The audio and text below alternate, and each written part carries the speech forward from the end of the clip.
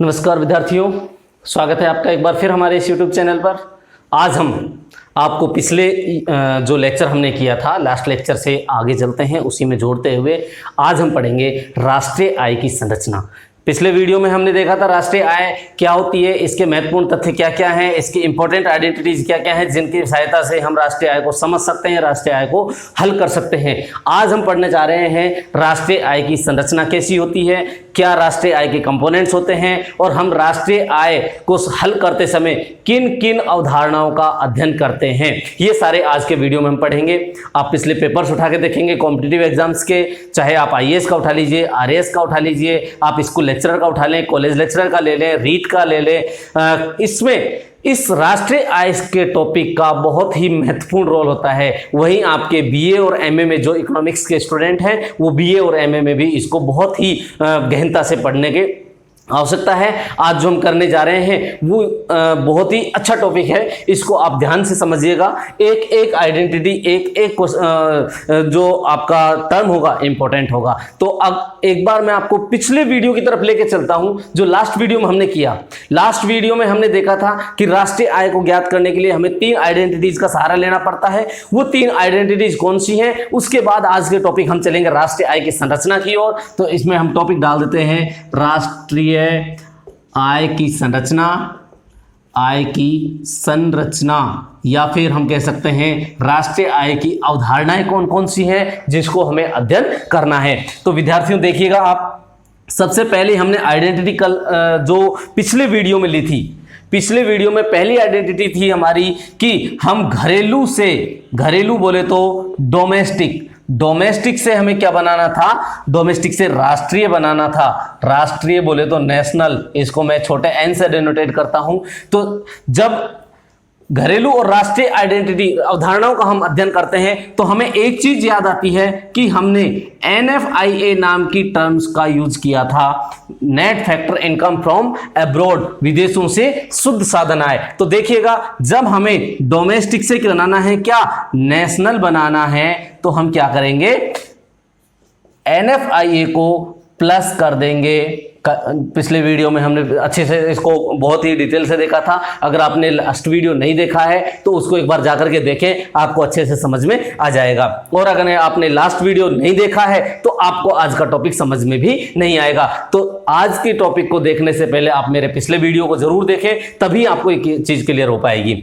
और अगर हमें क्या करना है, नेशनल से डोमेस्टिक बनाना है, तो हम कर देंगे माइनस NFIA। देखिएगा, ऊपर का जो साइन है प्लस की तरफ है, नीचे का साइन है जो माइनस की तरफ है। इसका मतलब अगर आपको नेशनल से डोमेस्टिक बनाना है तो NFIA जो है उसको क्या करेंगे, माइनस कर देंगे। आपका क्या बन जाएगा, किस में से, नेशनल में से माइनस करेंगे, डोमेस्टिक आ जाएगा। अब देखिएगा, सेकेंड आइडेंटिटी जो हमारी थी वो थी हमारी सकल एवं शुद्ध की। सकल बोले तो ग्रॉस और शुद्ध बोले तो नेट। सकल और शुद्ध से रिलेटेड हमारी ये आइडेंटिटी थी। अब हमने इसके लिए जो टर्म यूज की थी, जिस प्रकार से हमने इसके लिए यूज किया था NFIA, उसी प्रकार से हमने यहां पर एक टर्म यूज की थी मूल्यह्रास। मूल्यह्रास क्या होता है मैंने आपको पिछले वीडियो में समझा दिया है, फिर भी आपको आज बता देता हूं कि जब कोई मशीनरी का हम प्रयोग करते हैं या काफी समय से मशीनरी हमारे पास रखी हुई है, उसको प्रयोग में नहीं लाते हैं, तो उस स्थिति में उसकी जो वैल्यू है, जो बाजार कीमत है, उसमें जो गिरावट आती है या उसमें टूट फूट के कारण जो गिरावट आती है, उसे हम मूल्यह्रास कहते हैं। अंग्रेजी में इसको डेप्रिसिएशन कहते हैं, डेप्रिसिएशन।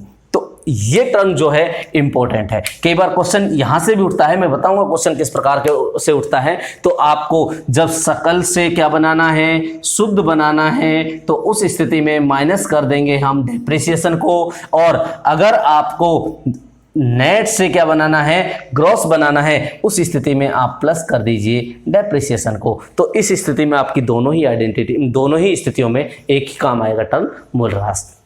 तीसरा जो आइडेंटिटी हमने काम में ली थी वो ली थी हमने साधन लागत से, साधन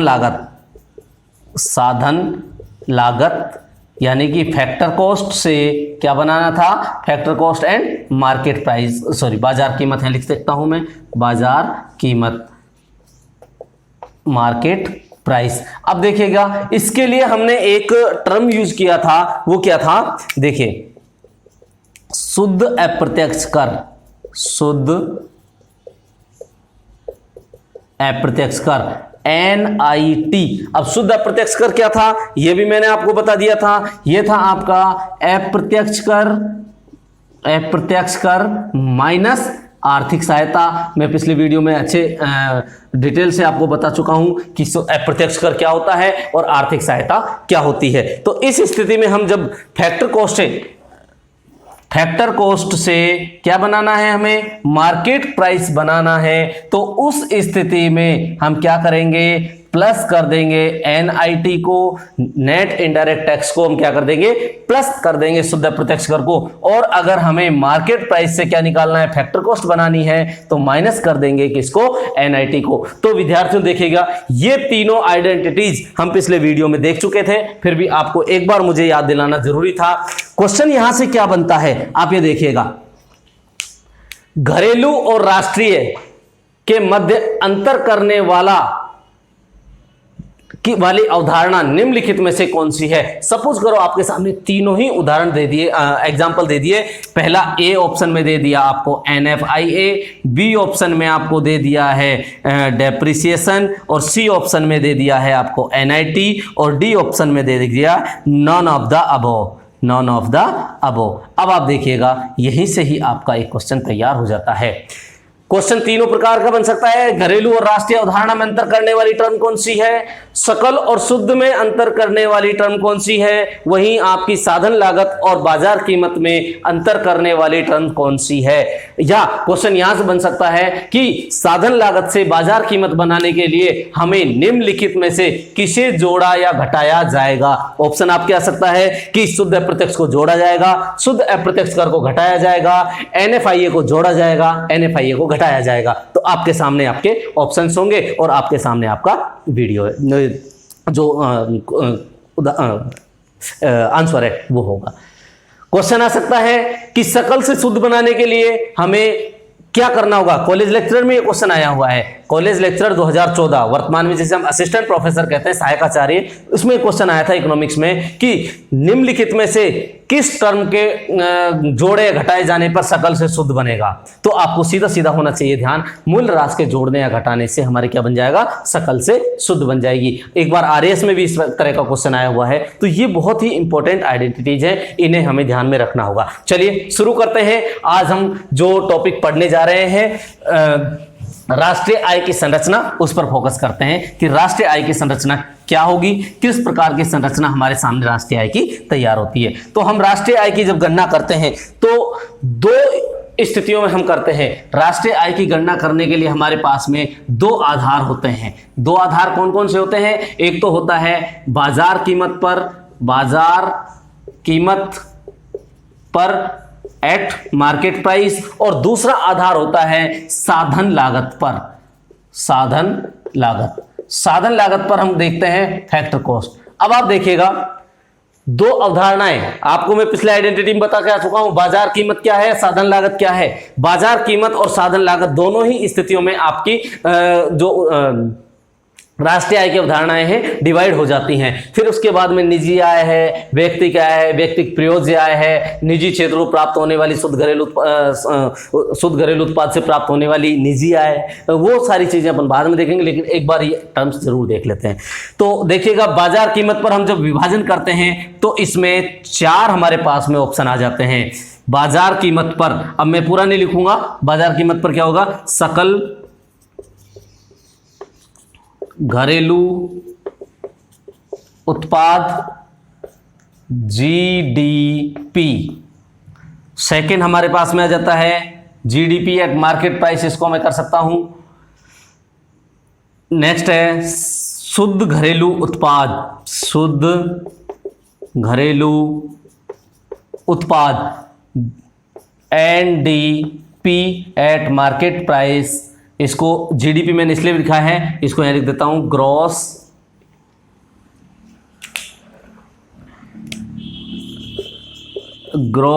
डोमेस्टिक प्रोडक्ट,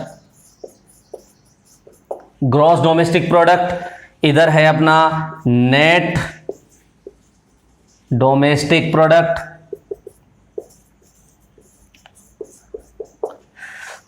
तीसरी जो हमारी अवधारणा बनेगी जो राष्ट्रीय आय की संरचना में आएगी वो आ जाएगी आपकी सकल राष्ट्रीय उत्पाद। ध्यान से पढ़िएगा, सकल राष्ट्रीय उत्पाद, इसको हम लिख देते हैं GNP एट मार्केट प्राइस। और चौथा जो हमारा बनेगा वो बनेगा शुद्ध राष्ट्रीय उत्पाद। शुद्ध राष्ट्रीय उत्पाद बोले तो NNP एट मार्केट प्राइस, और इसको मैं इंग्लिश में और लिख देता हूं ग्रॉस नेशनल प्रोडक्ट और नेट नेशनल प्रोडक्ट। ये चार प्रकार की अवधारणाएं हमारी बन जाती हैं बाजार कीमत पर। वहीं जब हम साधन लागत की बात करते हैं तो साधन लागत पर भी हमारे सामने वही चार प्रकार की, बस अंतर हमारे पास में बाजार कीमत और साधन लागत का रहेगा, वही बनेंगी। पहली अवधारणा हमारी GDP एट फैक्टर कॉस्ट बन जाएगी क्योंकि ये साधन लागत पर है। सेकंड है जो हमारे पास में GNP एट फैक्टर कॉस्ट बन जाएगी। थर्ड जो बनेगी हमारी NDP एट फैक्टर कॉस्ट बन जाएगी। और फोर्थ बनेगी NNP एट फैक्टर कॉस्ट। याद रखिएगा और ध्यान दीजिएगा, लास्ट अवधारणा जो हमारी है NNP एट फैक्टर कॉस्ट, साधन लागत पर शुद्ध राष्ट्रीय उत्पाद, यही हमारी राष्ट्रीय आय है। क्वेश्चन अब यहां से बनता है राष्ट्रीय आय। क्वेश्चन अब यहां से बनता है कि निम्नलिखित में से कौन सी अवधारणा राष्ट्रीय आय को इंगित करती है। समझ में आ रहा है? कौन सी अवधारणा राष्ट्रीय आय को इंगित करती है? क्वेश्चन को देखिएगा, कौन सी अवधारणा निम्नलिखित में से कौन सी अवधारणा राष्ट्रीय आय को इंगित करती है। ये सारी की सारी आपको अवधारणाएं दे दी गई हैं। अब आपके देखिए जो आपको पढ़ाया जा रहा है उसमें से एक एक चीज इंपॉर्टेंट है आपके सामने। देखिए कंफ्यूज करने के लिए एक ऑप्शन ये दे दिया, एक ऑप्शन ये दे दिया, एक ऑप्शन ये दे दिया, एक ऑप्शन ये दे दिया, तो आपके NNP एट फैक्टर कॉस्ट आपकी क्या हो जाएगी? राष्ट्रीय आय की अवधारणा हो जाएगी। वही एक और ऑप्शन बन सकता है, देखिए किस प्रकार से बनेगा।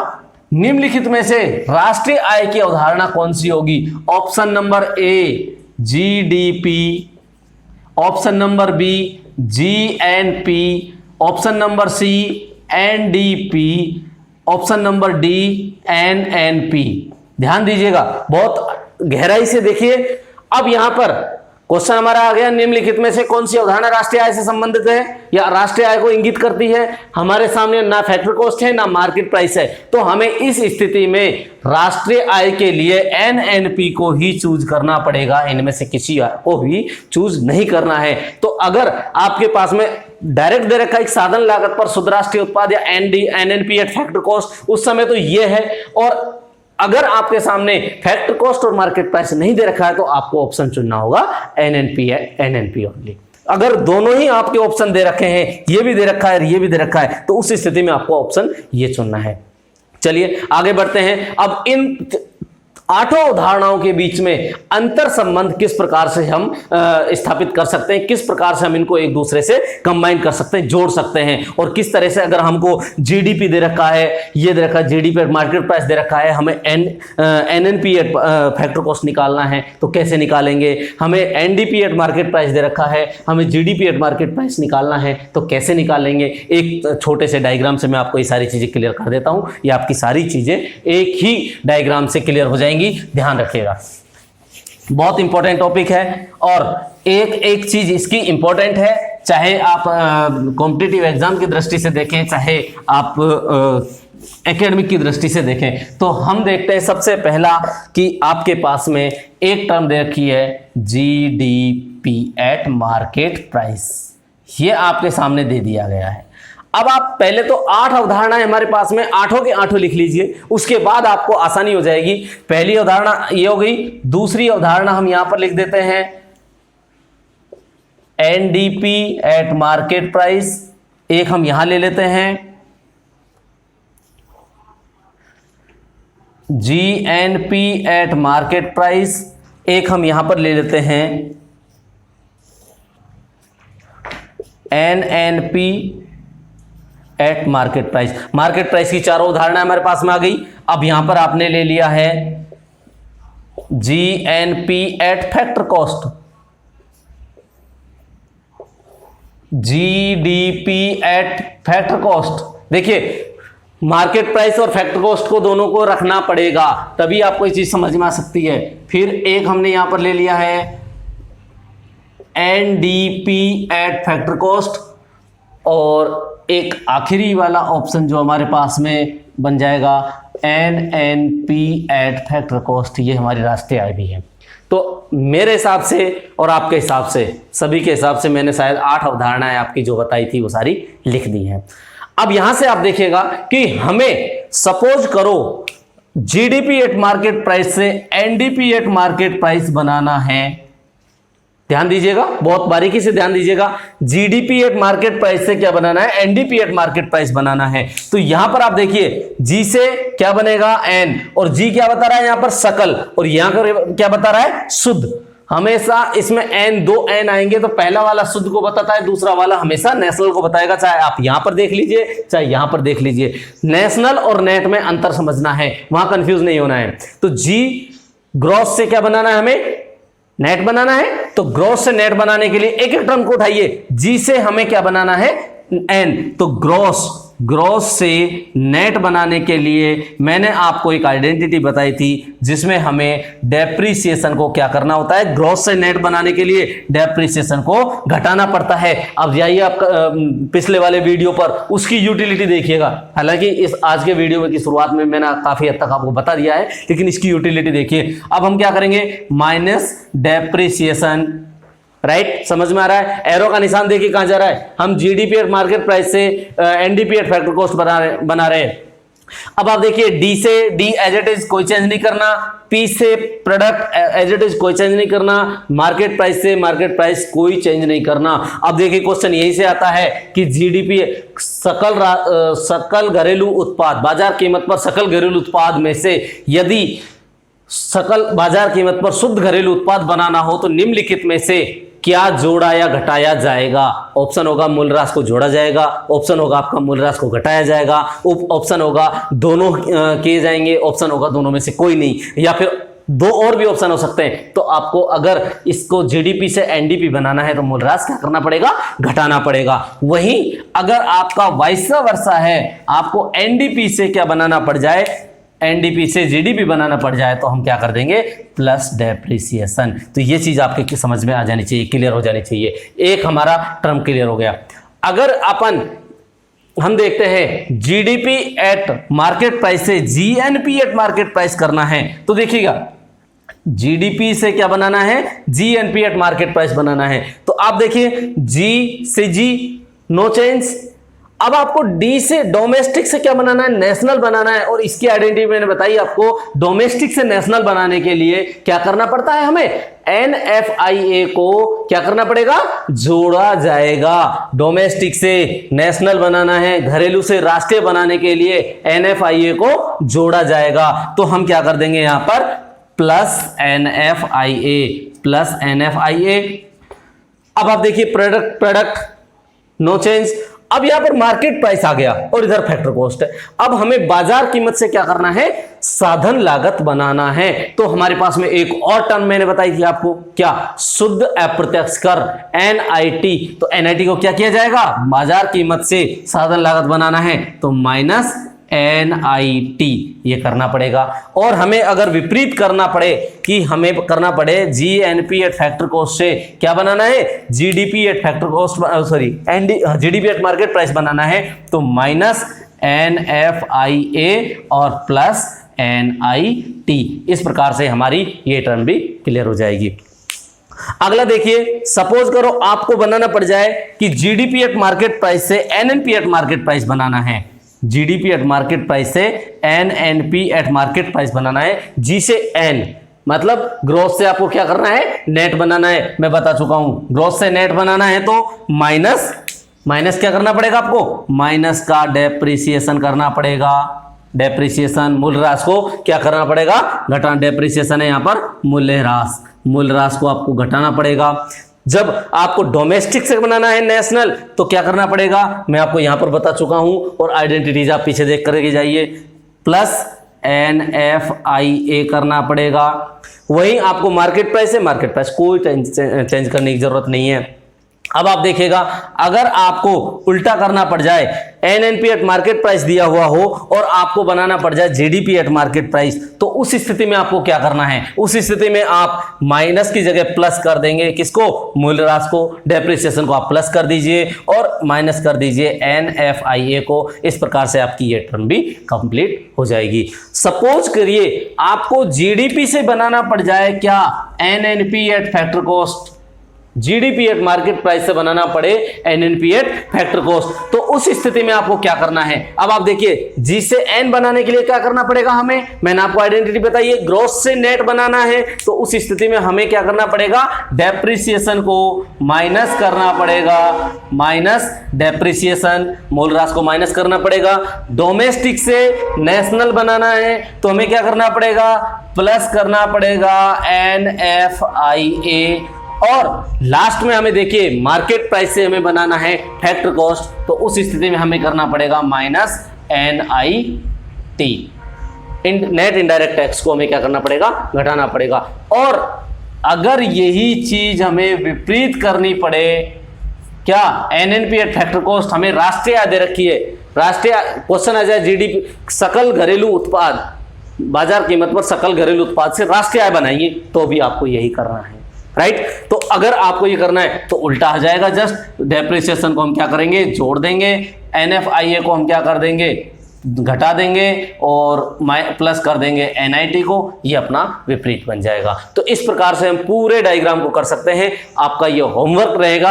अगर आपको किसी प्रकार की समस्या आती है इसको सॉल्व करने में, तो आप कमेंट बॉक्स में जाकर के हमें कमेंट कीजिए, मैं आपकी समस्या का समाधान करूंगा। अब आपको सॉल्व जो करना है, आपके लिए होमवर्क दिया जा रहा है, एक तो आपको ये वाले सॉल्व करने हैं, GDP एट मार्केट प्राइस से NDP एट फैक्टर कॉस्ट कैसे निकालना है, और NDP एट फैक्टर कॉस्ट से DDP एट मार्केट प्राइस कैसे निकालना है। उसके बाद आपको होमवर्क दे रहा हूं ये वाला, इससे ये किस प्रकार से निकालना है, और ये सारे के सारे एरो का ध्यान रखिएगा, जिधर से एरो जा रहा है उसको आपको बहुत अच्छे से सावधानी से करना है। जब आपका ये अगर आपको समझ में आ गया तो ये समझ लीजिए आपकी राष्ट्रीय आय आधी से ज्यादा आपने कवर कर ली है। तो ये आपका एक चक्र बन जाएगा और इसको आपको सॉल्व करना है। अगर आपने इसको अच्छे से सॉल्व कर लिया तो मैं मानूंगा और आप खुद समझ जाएंगे कि हमने एक बहुत बड़े जो पार्ट है इकोनॉमिक्स का, राष्ट्रीय आय, उसका छोटा सा हिस्सा समझ लिया। पूरा समझ में नहीं आएगा अभी, क्योंकि बहुत डायनेमिक है, अभी तो इसमें बहुत सारी चीजें बतानी बाकी हैं, वो सारी चीजें मैं आपको धीरे धीरे बताऊंगा। तो ये इस तरह से आपको सॉल्व करना है। अभी तो मैंने कम बनाया है, इसके बाद में आप इसको डायरेक्ट इससे मिला दीजिए, इसको भी सॉल्व कर लीजिएगा, ठीक है, और इसको इससे सॉल्व कर लिएगा। मतलब इस प्रकार से आपको इस पूरे चक्र को सॉल्व करना है। यहां से आपको डायरेक्ट हो सकता है कि आपका मन करता है कि मैं इसको इससे सॉल्व करूं और इसको यहां से सॉल्व करूं। तो इस प्रकार से जब आप इसको पूरी तरह से सॉल्व कर लेंगे तो आप आसानी से, मतलब कह सकता हूं कि राष्ट्रीय आय का एक दो प्रश्न आसानी से सॉल्व करने की स्थिति में है। चलिए, अगर आपको कोई समस्या आती है तो मेरे कमेंट बॉक्स में जाकर कमेंट कीजिएगा, मैं आपके इस क्वेश्चन का सॉल्व करूंगा। और आपको जो भी राष्ट्रीय संबंधी समस्या है आप उसको मेरे को कमेंट बॉक्स में जाकर के कमेंट जरूर कर दीजिएगा। अगले वीडियो में हम इनका विस्तार से चर्चा करेंगे। सिर्फ अभी तो हमने इसकी संरचना जानी है, अब हम एक एक टॉपिक, जीडीपी क्या होती है, एनडीपी क्या होती है, जीडीपी में क्या शामिल होता है, एनडीपी में क्या शामिल होता है, एनएनपी में क्या शामिल होता है, ये सारी चीजें हम विस्तार से करेंगे। आज के लिए इतना ही, नमस्कार।